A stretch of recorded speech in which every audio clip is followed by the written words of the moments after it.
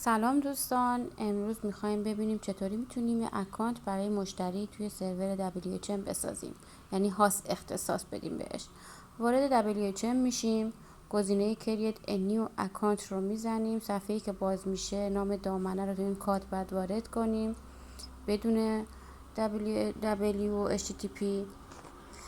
نام دامنه رو میتونید به عنوان کاربری هم استفاده کنید، میتونید استفاده نکنید، هرچی دوست دارید استفاده کنید به عنوان نام کاربری هاست. تو قسمت پسورد یک پسورد برای مشتری ایجاد میکنیم که قوی باشه و نتونن به راحتی در واقع پیداش کنن.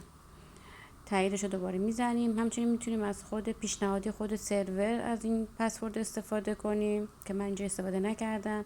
ایمیل رو تو قسمت ایمیل وارد میکنیم و گزینه بعدی فضایی که میخوایم به مشتری اختصاص بدیم انتخاب میکنیم و کریت رو میزنیم.